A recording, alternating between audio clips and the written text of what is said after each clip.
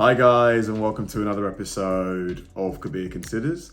In this video, we're going to react to things Americans do that confuse the rest of the world. Now, I mean, as I think the UK and the US in a lot of ways we're very, very similar. But there's a few differences, although a lot of the differences are now, like I was going to say tipping, is not as prevalent here. But I've noticed that here in the UK, there's something called a service charge where once you're done at a restaurant, on the receipt is like a service charge. And a few years ago, it was 12.5%. And we went to eat as a family last weekend, and the service charge is now 17.5%. So it wouldn't surprise me if in a few years it reaches 25%, which is basically, I think, what you tip in the States. So a lot of these differences are now coming, like they're basically coming over here as well. So we're going to be quite interested to see if there's still any differences that are absolutely unique to the US. The United States of America is the land of the free, the home of the brave, and also the home to a lot of weird stuff that most other countries don't do. This former British colony has truly grown up to be its own quirky person. The following 10 things tend to confuse non-Americans, and you can find non-natives of the US of A discussing them all across the internet. Let's go. Number 10. Tipping. America definitely isn't the only country in the world where tipping is a common practice. In fact, if you're curious about what jobs get tipped in what countries, there's a website called whototip.net that breaks down the tipping customs of the world. But America is certainly the country where tipping is the most prevalent. In most countries and cultures around the world, tipping is simply an optional charge should you feel your server deserves to be rewarded for their efforts. However, in America, you should always give a tip of around 10 to 20%, especially at restaurants. Tipping is a big part of American culture, which seems odd to outsiders. People may dislike tipping, but it's probably here to stay. In America, the unspoken system is that food prices in restaurants are lower than they should be because tips allow the restaurant to pay their waitstaff less. Is that really true though? Are restaurants in America cheap to eat at? Because from what I read online, it's not really. Like if you want to go get a nice steak dinner from a restaurant, like you're looking at $100, which is more expensive than it is here. They can then charge you less for food. At least that's what you can try telling your friend the next time he doesn't want to contribute to the tip at a restaurant because he recently saw Reservoir Dogs. While a lot of people argue that tipping is a good thing because it increases the quality of service you receive, this isn't actually true. Cornell University published a study that revealed the real reason people tip, more or less, is basically random. And customers who receive great service tip on average just 1% more than those who don't. Lots of people around the world look at America and ask, why not pay service workers a normal amount of money and just make the food more expensive? Number 9. Yeah, I mean, it's I think tipping should be optional. Like if you get really good service, I'm happy to tip, absolutely. But to think that I have to, no matter what, seems a bit weird. But I don't know. Obviously, I'm not from America, so things are different here. Have few vacation days. Americans don't go on vacation as much as the rest of the world does. On average, we're given only 12 vacation days by our work, as opposed to Europeans who get between 25 and 30. Perhaps more interesting is the fact that Americans on average only use 10 of their 12 given vacation days, whereas Europeans tend to use all of theirs. I guess Americans just can't bring themselves to leave the office while there's still work to be done. And while it may suggest Europeans are lazy, according to a mounting body of research, it's actually counterproductive not to take a vacation, as breaks help us rejuvenate, increasing our productivity over time. Not only that, when us Americans do go on vacation, we also travel less internationally than citizens of most other countries. But that may be related to our limited number of vacation days. 12 days just doesn't allow for an international trip as well as 30 does, as the time and cost of travel to international destinations is so great. According to the Department of Commerce, American international travelers spent 42% of the cost of their entire trip simply on the travel to and from their destination. It's then not too surprising that most Americans don't even have a passport. Only 42% of US citizens own a passport, whereas 76% of English citizens do. That means at least 58% of Americans haven't even left the US, as you need a passport to travel. To the rest rest of the world, this is an odd characteristic of such a prosperous nation. While it's partly due to limited vacation days, it may also be because Americans lack the desire to travel as much as the rest of the world. Number 8. That's a really interesting one. Only 42% of Americans own a passport. I guess, you do have a lot of variety in America. You've got beaches, you've got, snow, you've got mountains, you've got a lot of different environments. So I can see why, you don't really need to go abroad. Like here in the UK, if you want like nice sandy beaches, you're not really going to find them. There's maybe one in Cornwall. So you have to go abroad. And obviously we're closer to Europe, but yeah, I thought that more Americans would own passports. Food preferences. When you go to a restaurant in America, you're probably going to get a lot of food. Look at that. At least a lot more than most other nations would serve. It's a popular topic of discussion amongst non-Americans online. Many European tourists admit they would frequently just order one item off the menu and share it with another person. America does it big, and for non-Americans, the size options at fast food restaurants perfectly illustrate this. Take a look at this image by a Japanese citizen in 2011, comparing the sizes of McDonald's drinks in America versus Japan. The medium Japanese cup is the exact same size as the small American cup, and the American medium cup is larger than the Japanese large. Wow. But McDonald's is on the small size. Here are the small sizes at a number of vendors, showing just how much larger a small cup is in America. That is a small? Come on, there's no way. That's over a pint. Much larger a small cup is in America. While many around the world like to joke about how it proves Americans are fat, the truth is a lot of them take away their leftovers in carry-out boxes to eat throughout the week. Still, American food is vastly different to food found in the rest of the world. For one, non-Americans are, on the whole, less obsessive about peanut butter. Brian Sternthal, a professor of marketing at Northwestern University's Kellogg School of Management, has said that in many parts of the world, peanut butter is regarded as unpalatable American curiosity. For example, according to Statista, Americans eat a kilogram of it per year, compared to 100 grams eaten per person per year in Europe. I would say it's changed. Peanut butter over the last few years has gotten way more popular here in England. But yeah, I think, you guys probably eat more peanut butter. For sure. That's 10 times the amount Europeans eat. Other American food anomalies that have confused Europeans include comparatively small fruit and vegetable aisles full of fruits and vegetables that will cost you a lot more than they would across the Atlantic, as well as an overabundance of highly processed sweet and salty foods, and so-called cheese that can be sprayed out of a can. Number 7. College sports. In America, college sports are almost as popular as professional sports. In some areas, they're actually more popular. People will have barbecues outside, especially down south, I think, of stadiums for hours before the games start, paint their faces, and hate on rival academic institutions. College athletics are taken just as seriously by the fans, who don't care that the players aren't as good as the pros and aren't even getting paid. This may be baffling to our neighbors, but there is an explanation for this American pastime of watching what are literally amateur games. Unlike most fun-sized European countries, America is massive. There are lots of places that just aren't anywhere near a major city where you could go and see a professional team play. Colleges are the next best thing, and there's bound to be one of them nearby at least. College football and basketball also actually predate those sports' professional leagues, so college athletics culture has been around forever. Number 6. Yeah, I think the fact that college players don't get paid, it's crazy, especially when you consider how much money gets generated by those schools and what they pay the coaches. I think I read somewhere that the head coach of, I think it was either Mississippi or Alabama of the football team makes like 10 million a year or something like that. 10 million a year for the coach, but the players don't get any? Come on. Prescription drug commercials. Non-Americans who travel to the U.S. are often surprised to find that there are advertisements for prescription drugs on regular television. You can't go and buy them from stores, so the commercials urge viewers to ask their doctor about them. In 2016, Kantar Media, a firm that tracks multimedia advertising, reported that nearly 800,000 prescription drug advertisements were aired on television, which was a 65% increase from just 4 years prior.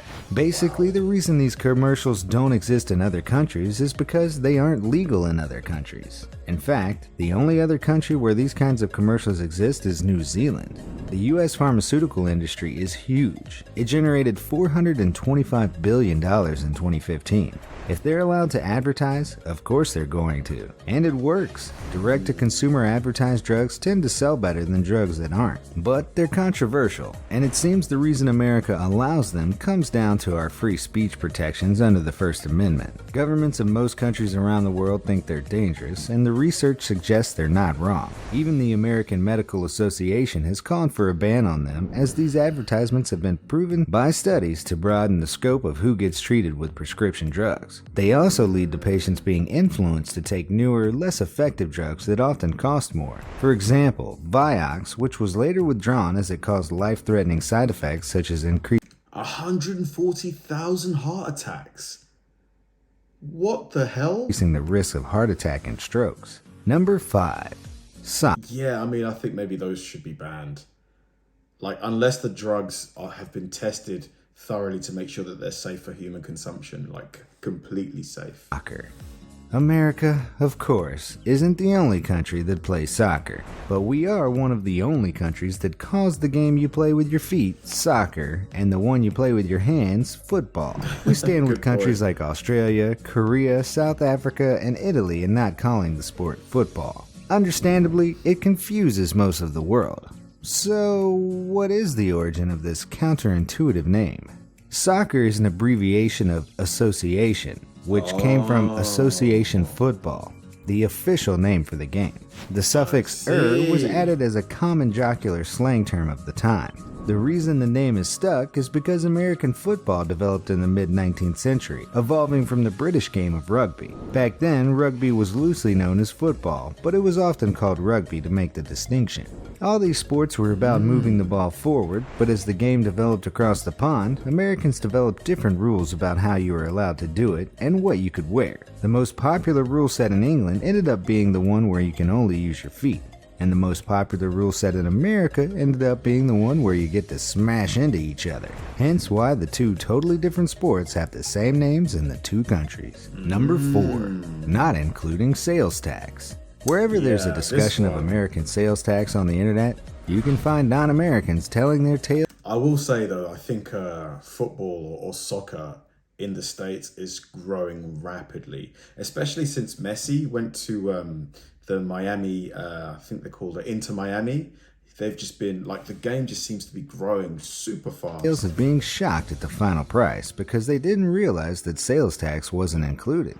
In most countries, the price tag on an item includes the part you have to pay to the government, so they can build roads and other things. But not here in the US. This is because sales tax in America can vary by county, so something could cost a slightly different amount just a mile away. There are also very specific laws about what gets sales taxed. For instance, if you order coffee to go, there will not be sales tax in California. But if you sit down in the cafe and eat a donut, you will have to pay sales tax. Wow. Essentially, with all these rules, it becomes difficult to put things on a price tag. Number 3. Not using the metric system. The United States of America has no need for universally accepted and logical measurement systems because Thomas Jefferson said so. In 1790, when the metric system was being developed, he simply decided not to bring it to America. So it didn't happen. America, Liberia, and Myanmar are the only countries in the world that use the imperial system. Liberia uses the same units that America does, and Myanmar is a bit of a mess. They use a combination of their own totally unique Burmese measuring units, American imperial units, and metric units. So they may have the distinction of being the only country with a bigger headache when it comes to this than America. But surely now that Thomas Jefferson is long dead, we could just switch over, right? Well, it isn't that simple. It would cost a lot of money to switch over the country's. Yeah, because you'd have to change all of the road signs. It would take a long time as well, wouldn't it? I do think it's way easier to understand though. Whole infrastructure to the metric system now that the US already uses their own unique imperial system. The closest the US has gotten is that today, in US schools, kids learn about both the imperial and metric systems. So most of us do have a basic understanding of how the metric system works, even if we never really use it. Even if you buy a measuring tape in the US, it will have both imperial and metric units on it. Throughout American history, there have been various attempts to reform the system and switch over, but none have succeeded. It would seem as though Thomas Jefferson's wish for an extra special system shall live on for the foreseeable future. It hasn't come without its consequences though, as this confusion has led to enormous mistakes, like the Mars orbiter that was lost by NASA because of a metric system mix-up. Number 2, no way. month before the day. The United States. I need to learn about the imperial system. So it's like ounces. I think there's 28 grams in an ounce. But then what's the bigger unit than an ounce in the imperial system? A pound? Yeah, how many ounces are there in a pound? Does it go up in 28s? Is the only country that, when writing out the date, puts the month before the day, and it seems to extremely aggravate the rest of the world. Most other countries write the day, then the month, then the year. The majority of countries and most of Europe and South America do it this way. It seems logical as the units of time are then in order from smallest to largest. Also seemingly logical is how the date is written in China and Japan, which is year, month, day, or largest to smallest. So why do we format time like this? Well, unfortunately, there's no widely accepted answer as to why this is the case. The month-day-year order was used in Britain in the 1800s, but why we chose to keep it when Britain ceased to do so is something of a historical mystery. The best guess is likely that the order reflects how Americans say dates verbally. An American would be more likely to say that it's January 1st more than they would be likely to say the 1st of January. Fair enough. That's fair enough. Because here we would say it's the 6th of May, 2000 and blah, blah, blah. We would go day, month, year. So I guess if you say it the other way, then yeah. Our notation then could simply be a way of writing out what would be the most conversational. Number 1. Having a drinking age of 21. This one. A 20-year-old European may be in for a shock when they fly to the US and discover that they can no longer legally drink alcohol. While you may already know about this peculiar American practice, what you may not know is why it is the case. In 1984, the U.S. passed a law called the Drinking Age Act. It stated that if a state did not create a minimum drinking age of 21, they would lose up to 10% of their federal highway funding. It's just crazy. So in America, you can join the army at 17, go through basic training, get shipped out to war. But then if you come back, you can't go to the pub with your mates and have a drink. Yeah, I think that one needs changing. It needs changing. The states all took the hint and made the drinking age 21. But why 21? Well, America has a long and storied past with alcohol, including prohibition. Lawmakers didn't just pick the number out of a hat. It dates back centuries to Old English common law, which states a person becomes a full adult aged 21, at which age a person could, among other things, vote and become a knight. Still, as shown by this map, the US is one of just a few developed countries to have a minimum legal drinking age over 18. In fact, in some countries like Belgium and Germany, 16-year-olds are allowed to purchase alcohol. Alcoholic or not, if you order a drink in America, you're probably going to get it with a lot of ice. In most other countries, you just won't see the sheer quantity of ice that you'll get in your American beverage. Granted, you'll often get I love loads of ice. Love it. A nice cold drink. ice in your drinks in many European countries, but ice-cold beverages are the default option in America. Whereas lots of people from other countries don't have the same preference, and drinks aren't always served with ice. This cultural difference is frequently debated online. It could be because in some countries you shouldn't drink the tap water, which is where that ice came from, and in others it just isn't common to automatically have ice with a meal at a restaurant. So, What? People of the internet, do you agree? That last point, I can't imagine where it would be normal to go to a restaurant and not get a drink. You just eat the food like dry with no drink. I'd be like, I'd be parched. But yeah, there's the differences that were mentioned.